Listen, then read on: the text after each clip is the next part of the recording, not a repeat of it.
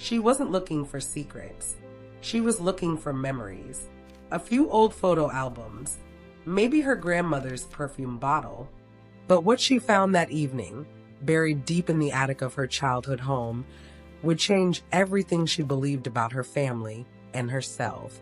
Welcome to Heartfelt Confessions. Tonight's story is about the letter that shattered the quiet peace of one woman's world and the truth that refused to stay buried. The attic was colder than she remembered.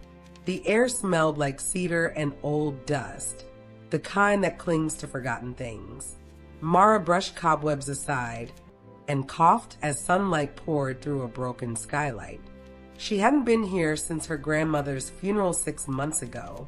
Her brother, Sam, had offered to help her clean out the place, but she insisted on doing it alone.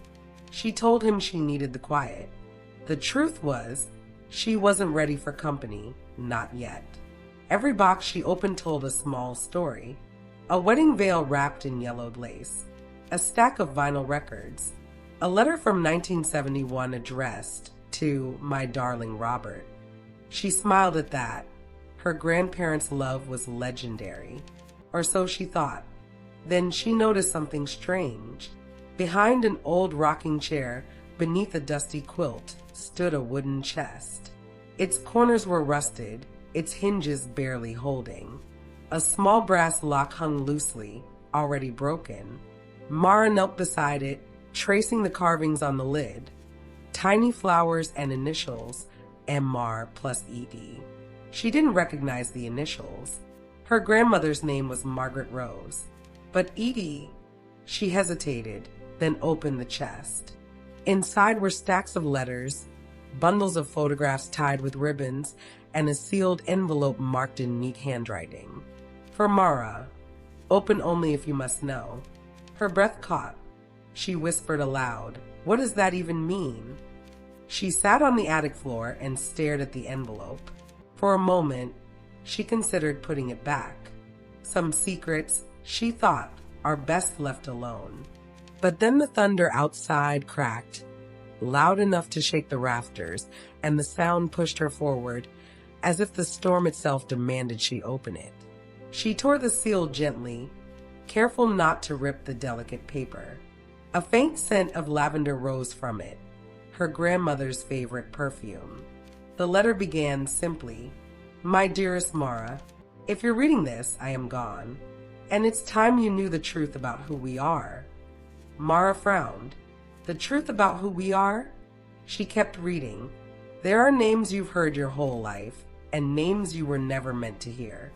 I've carried this burden for 50 years, and I cannot leave without freeing you from it." The next line made her heart stop. "Your mother, Evelyn, is not my daughter by blood." Mara blinked, unable to process the words. Her mother, not her grandmother's daughter? She read on, trembling. "Evelyn was born in 1969. She was not mine, but I raised her as my own. I loved her as deeply as any mother could. But her real mother was my sister, Clara, your great-aunt." Mara's hand shook.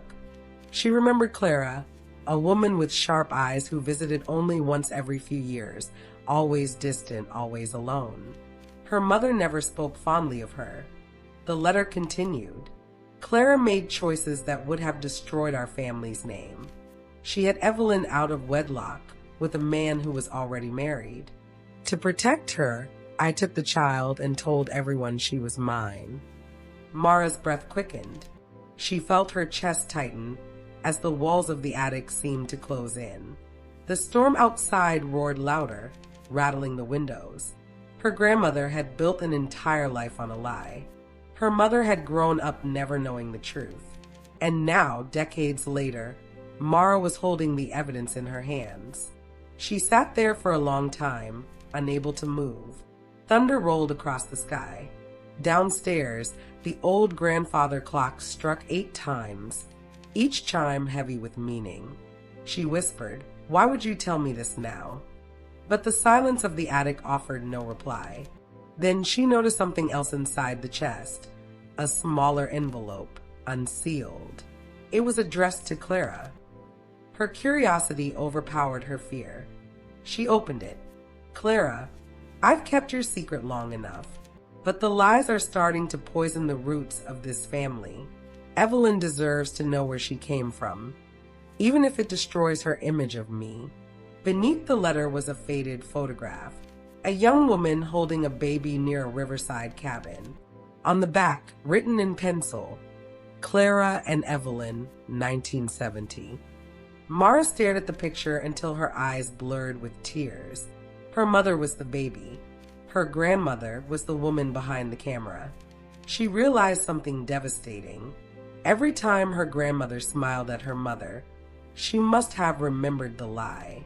Every Christmas, every birthday, every I love you built on silence. That night, Mara couldn't sleep. She poured herself a cup of tea and sat by the window, the letter still in her lap. Rain streaked the glass, blurring the world outside. Her phone buzzed. It was Sam. She hesitated, then answered. "Hey, you okay?" he asked. There was a long pause before she replied softly. "Sam, did Grandma ever tell you anything strange about Mom's past?" He laughed. "Strange? You mean other than the fact she's obsessed with keeping old photos?" Mara didn't laugh. "I found something, Sam. In the attic. A letter." He grew quiet. "What kind of letter?" "The kind that makes you question everything."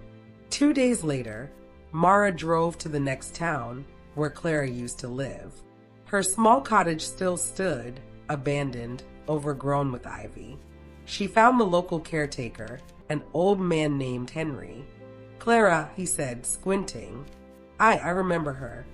Kept to herself, always writing letters she never sent." He led Mara inside. The house smelled of damp paper and old books. Stacks of journals lay on every table.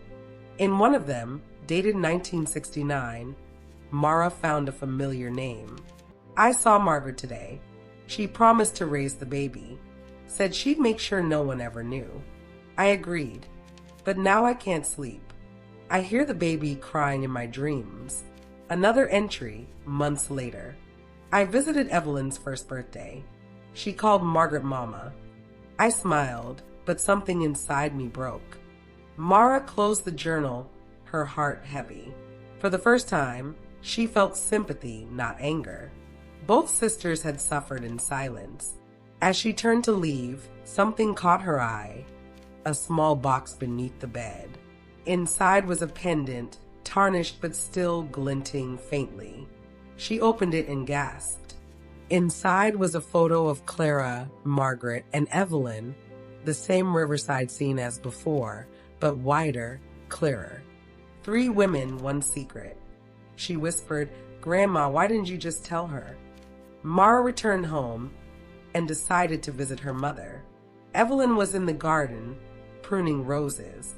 The sky had cleared, golden light breaking through the clouds. Mara sat beside her and handed her the letter. Evelyn read it slowly. Her hands trembled, but her face stayed calm, almost too calm. When she finished, she sighed deeply. "I always knew something," she said quietly.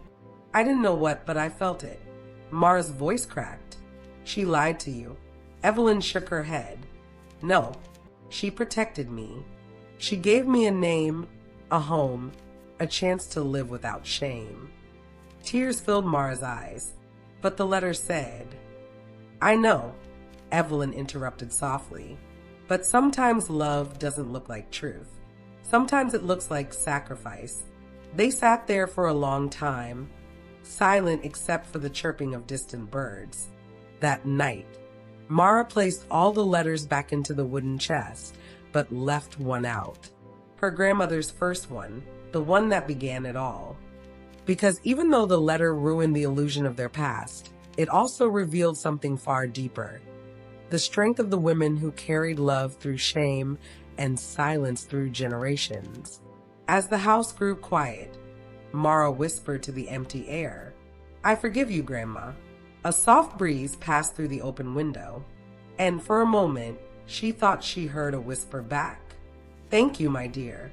Sometimes the truth hurts not because it's cruel, but because it's late. And yet, Even the most painful confession can set us free. This was Heartfelt Confessions. If you felt this story, don't forget to like, subscribe, and stay with us for more stories that remind us how the heart remembers, even what the mind forgets.